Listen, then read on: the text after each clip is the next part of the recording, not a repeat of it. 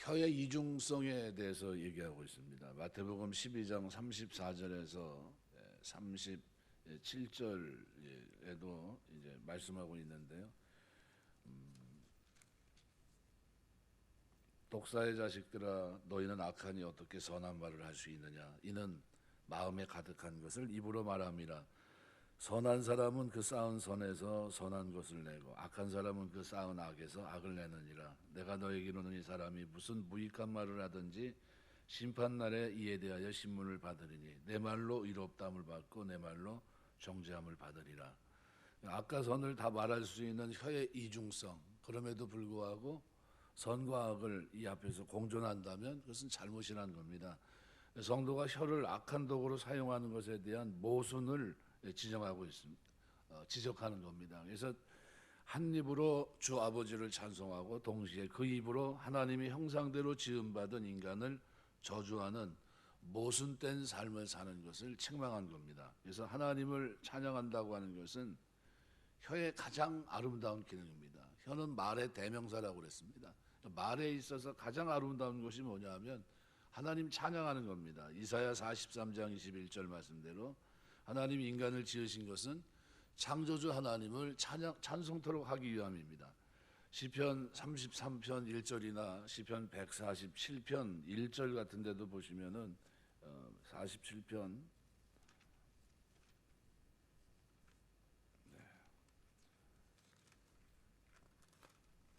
47편 1편에 보면 이렇게 얘기합니다. 할렐루야, 우리 하나님을 찬양하느니 선함이여 찬송하는 일이 아름답고 마땅하도다, 이렇게 되어 있습니다. 우리가 해야 될 일 가운데 언어 생활이 바르게 정립이 돼서 한 입으로 찬송만 하는 것이 아름다운 겁니다. 그래서 전에 제가 우리나라 많은 가수들이 있지만 복음성 가수 가운데 박정호 씨를 제가 굉장히 훌륭하다, 어떻게 그렇게 살 수 있을까 싶을 정도로 얘기합니다. 사회적으로 보면 그 음색이나 모든 면에 있어서 최고의 테너거든요. 그런데 이제 그런 사람이 하나님만 찬양하기 위해서 내가 세상 노래는 부르지 않겠다라는 그런 관점을 가지고 그렇게 자기 인생 전체로 오직 하나님만 높이는데 쓰고 있습니다. 굉장히 아름다운 겁니다. 하나님은 찬양받기에 마땅하신 분으로 묘사하는데 단지 구약에서만이 아닙니다. 신약에서도 공이 똑같이 얘기합니다. 그래서 마가복음 4장 61절, 누가복음 1장 68절, 로마서 9장 5절, 고린도서 1장 3절, 에베소 1장 3절, 베드로전서 1장 3절, 찬송하리로다, 찬송하리로다, 계속 그렇게 얘기합니다. 여기서 우리가 오늘 9절 말씀에도 보면 이것으로 우리가 주 아버지를 찬송하고, 그죠? 율로게오라는 현재 시도 되어 있고요. 또 이것으로 하나님의 형상대로 지음받은 사람을 저주하나니, 이것도 역시 현재 시제입니다. 당시 교회에서 한 입으로 두 가지 말을 하는 일들이 계속돼서 나타났다는 거죠. 신약에서 다른 성도들이나 일반인에게 저주하는 말을, 이런 행위를 신약은 어떻게 금지합니다. 마태복음 5장 21절에서 26절 보시면 이걸 허용한 적이 한 번도 없습니다. 그러니까 예수님은 자신을 저주하고 모욕하는 자에게까지도 축복하라고 말씀하셨어요. 그러니까 아주 누가복음 6장 28절이나 로마서 12장 14절. 그러니까 그럼에도 불구하고 오늘 본문에 나오는 하나님을 찬송하고 그 입으로 사람을 저주하는 당사자는 모든 그리스도인들입니다. 이건 일반인을 향해서, 세상 사람을 향해서 하는 얘기가 아니거든요. 그러니까 여기 쓰이고 있는 이 두 단어, 찬송하고 저주하나니, 이 1인칭 복수 동사입니다. 그러니까 독자와 자신을 하나의 테두리 안에 묶어놓고 있습니다.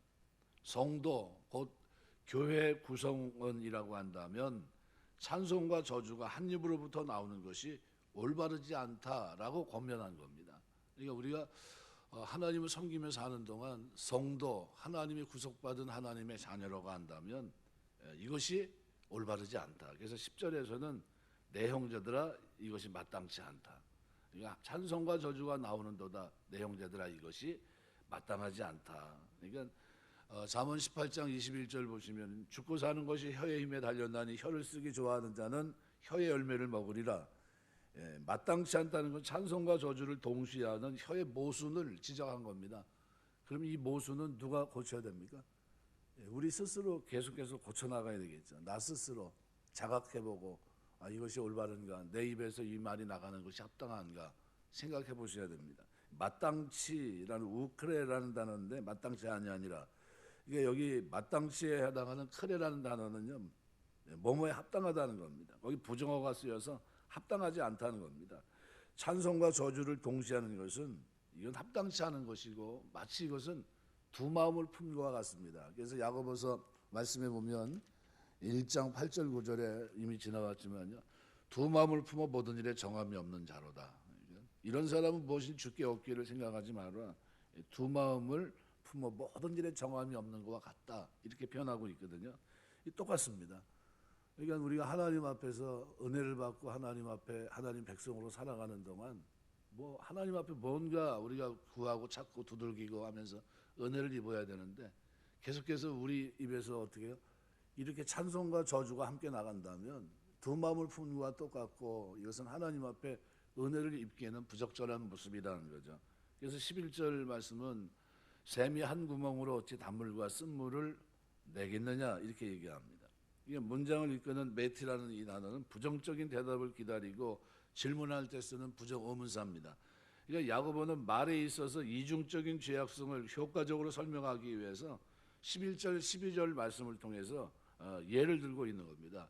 샘이라고 하는 건요, 그 당시 아주 팔레스타인 지역에서는요, 샘이라고 하면은 뭐 자다가도 벌떡 일어납니다. 왜냐하면 샘이라고 하는 건 생명줄입니다.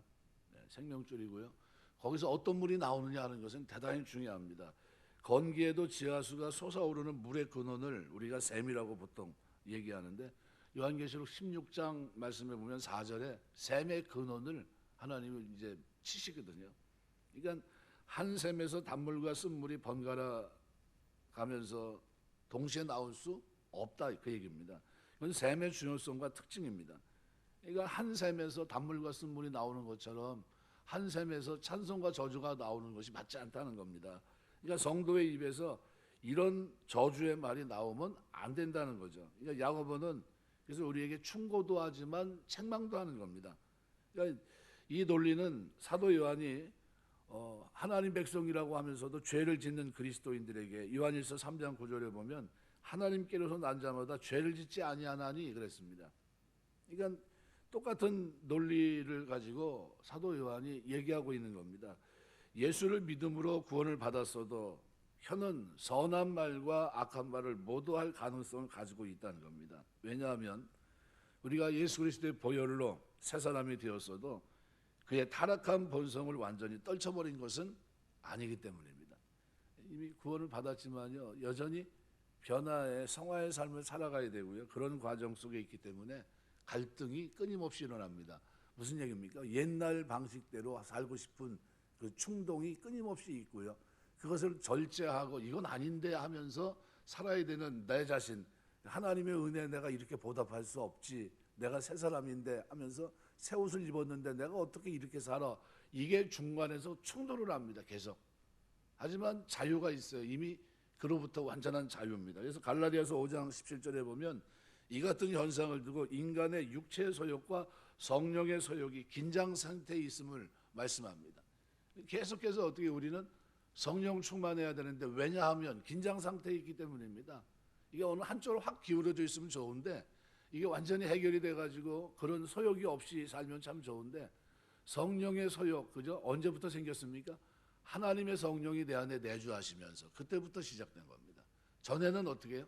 육체 일의 현저함에 그냥 자연스러웠던 겁니다. 근데 이 자연스러움이 이제 예수를 믿으면서 구원받고 나니까 부자연스러워진 겁니다. 그게. 그리고 오히려 뭐가 또 자연스럽게 돼야 됩니까? 하나님의 말씀 앞에 순종하고 변화된 성품을 가지고 사는 게 자연스러워지는 겁니다. 이 두 가지가 충돌을 해요. 충돌을 합니다. 그 아주 긴장 상태에 있는 모습을 보여주고 있고, 그래서 인간은 자기 혀를 통제할 수 없습니다. 그러나 성령의 도우심에 의해서 그것은 통제하며 변화시킬 수 있습니다.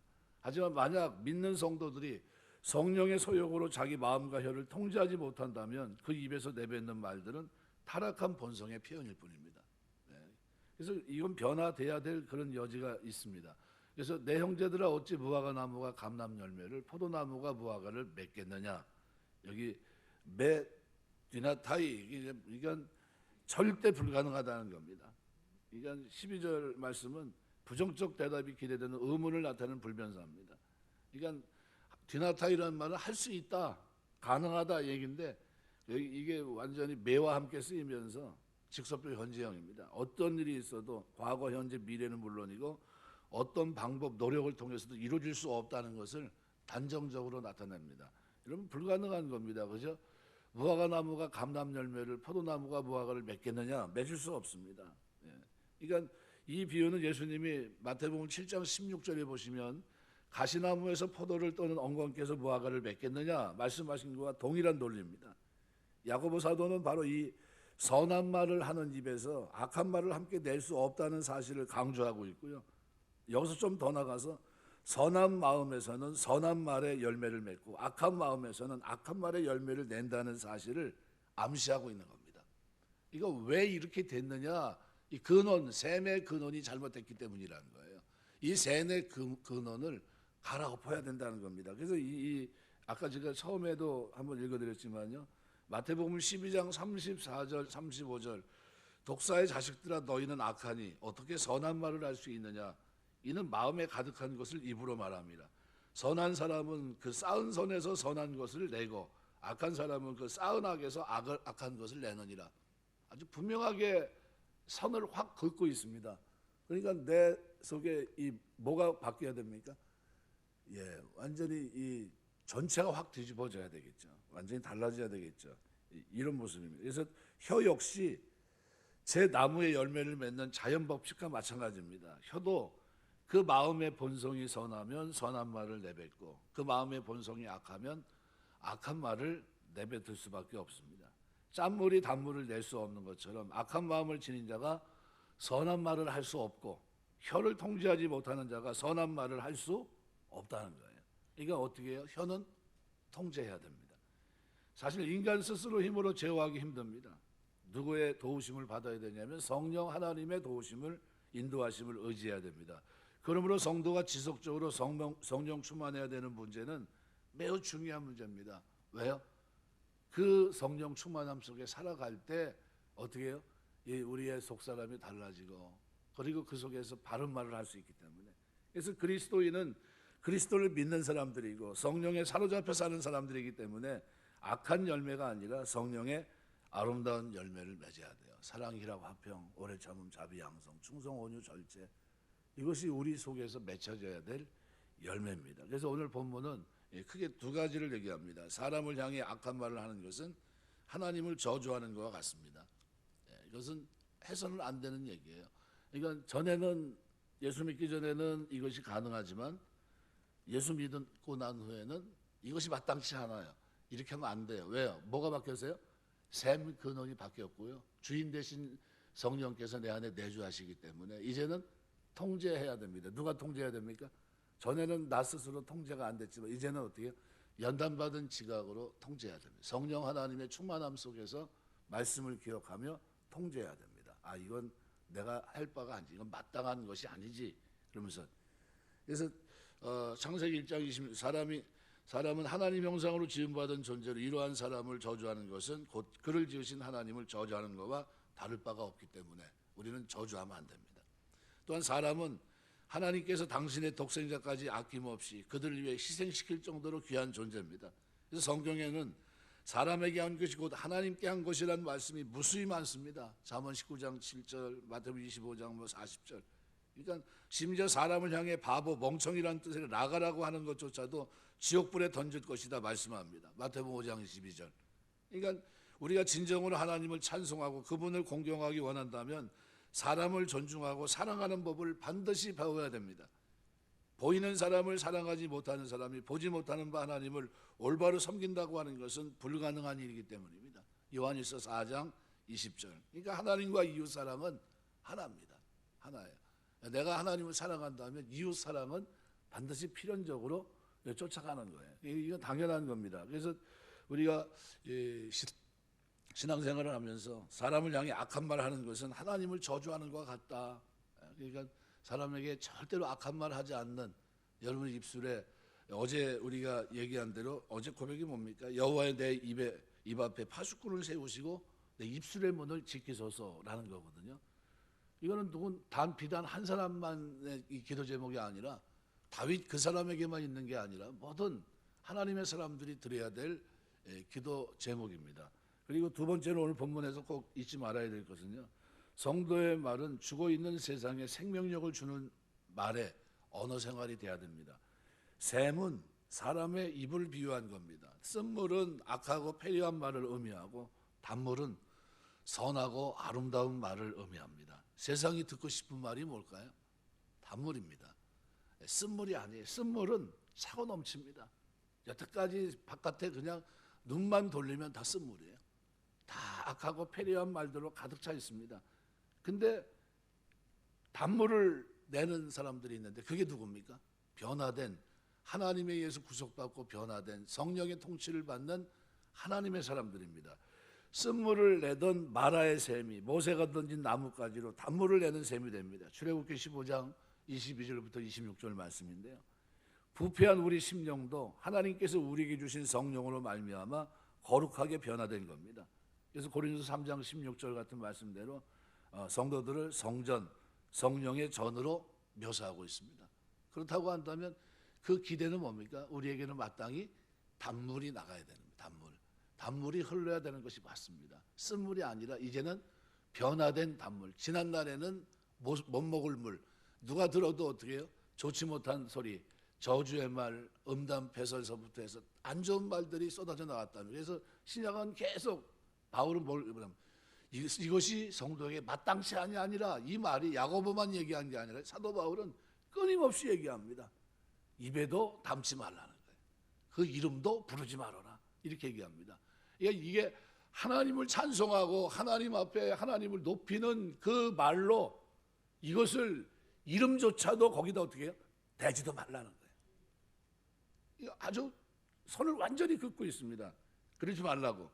잠언 13장 14절 지혜 있는 자의 교훈은 생명의 샘이라 사람으로 사망의 그물을 벗어나게 하느니라 말씀했겠습니다. 우리 신앙생활하면서 언어 생활은 대충 해야 될 게 아닙니다. 아주 잘해야 될 게 언어 생활입니다. 내 몸을 저 두들겨 패면서까지라도 바꿔낼 게 언어 생활인데 그런데도 제일 안 되는 게 뭡니까? 언어 생활입니다. 그런데도 바뀌지 않는 것. 이렇게 바뀌지 않으면 지옥 간다 그 얘기하는 게 아닙니다. 하나님 우리에게 은혜를 베풀어 주셔서 이 두 가지 서역 가운데 우리가 충돌 속에 살아가는데 하나님은 내 입에서 마땅히 나와야 될 말들, 단물, 그죠? 사람들에게 어떤 선하고 아름다운 말 이런 말들로 사람들에게 영향을 미치기를 원하십니다. 그러니까 우리가 성령으로 말미암아 거룩하게 변화된 하나님의 사람이라고 우리가 생각한다면 마땅히 맺어야 될 열매, 무화과 나무에서는 무화과 열매를, 포도나무에서는 포도 열매를 맺어야 되는 것이 맞습니다. 접붙임 받았거든요. 절로 가시를 맺게 돼 있고 열매를 맺습니다. 어디요? 거기에 맞는 열매입니다. 성령의 열매가 맺혀져야 되는 것이 맞는 겁니다. 그렇다고 한다면 오늘 본문은 우리에게 이것으로 하나님 아버지를 찬송, 이것으로 하나님 지음받은 하나님의 형상대로 지음받은 사람을 저주하니 내 형제들아 이것이 마땅치 아니하니라. 분명히 기록한 대로 살아가면서 우리 입에서는 다른 사람을 저주하는 쓴말, 구원받기 전에 행했던 악한 말 이런 말들이 한마디도 나오지 않고 악은 그 이름으로라도 부르지 마는 사도 바울의 고백대로 그와 같은 삶이, 그와 같은 언어 생활이 저와 여러분에게 있어서 하나님께 일평생 살아가는 동안 이 한 입으로는 하나님만 찬송하고 하나님만 높이고 사람들에게 유익과 덕을 끼치는 말로 살겠습니다. 이렇게 고백하시고 그런 언어 생활 되시길 주의 이름으로 축원합니다. 기도하겠습니다.